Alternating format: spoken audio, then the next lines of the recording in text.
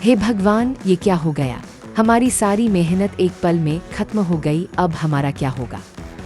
एक छोटे से गांव के किनारे, जहां एक पुराना तालाब था, वहीं एक टूटी फूटी झोपड़ी में रहती थी एक बुजुर्ग महिला, सावित्री देवी, और उनकी 18 साल की पोती रानी। दोनों की दुनिया बस एक दूसरे तक सीमित थी। न कोई सहारा, न कोई रिश्तेदार। गरीबी इतनी थी कि कई बार चूल्हा भी नहीं जलता था, लेकिन फिर भी दोनों ने कभी हार नहीं मानी। झोपड़ी के पीछे थोड़ी सी जमीन थी जिस उन्होंने अपनी उम्मीद बना लिया था। हर सुबह सूरज निकलने से पहले सावित्री देवी रानी को जगाती।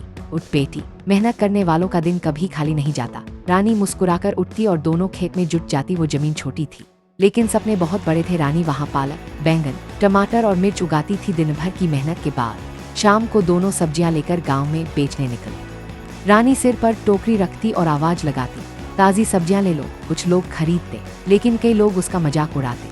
अरे ये दुबली पतली लड़की क्या खेती करेगी, इससे तो खेत भी शर्माता होगा।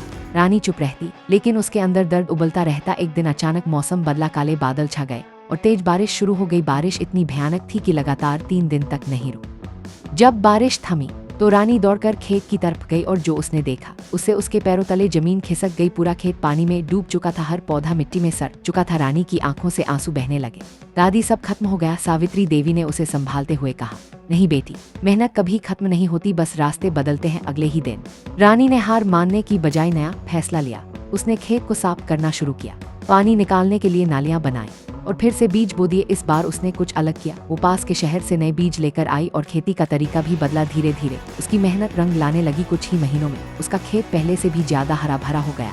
एक दिन शहर से एक होटल मालिक गांव आया। उसने रानी की सब्जियां देखी और चौंक गया।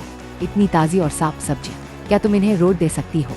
रानी के लिए ये सपना जैसा था। उसने तुरंत हाँ कर दी। अब उसकी सब्जियां सीधे शहर के होटल में जाने लगी। कमाई बढ़ी, घर की हालत सुधरी और वही लोग जो कभी उसका मजाक उड़ाते थे अब उसकी तारीफ करते नहीं थकते थे। कुछ सालों में रानी ने अपनी छोटी सी जमीन को एक बड़े खेत में बदल दिया और एक दिन उसने गांव की कई गरीब लड़कियों को काम पर रखा, ताकि कोई और उसकी तरह मजबूर न रहे जिस लड़की को कभी लोग कमजोर समझते थे। उसी ने अपनी मेहनत से न सिर्फ अपनी जिंदगी बदली, बल्कि दूसरों के लिए भी उम्मीद की रोशनी बन गए। अगर आपको भी लगता है कि मेहनत और हिम्मत से किस्मत बदली जा सकती है, तो इस वीडियो को लाइक करें, शेयर करें और चैनल को जरूर सब्सक्राइब करें, क्योंकि यहाँ हम ऐसी ही सच्ची और दिल छू लेने वाली कहानियाँ लाते रहते हैं। मॉरल, किसी की कमजोरी पर मत हंसो, क्योंकि वही इंसान एक दिन अपनी मेहनत से इतिहास लिख सकता है।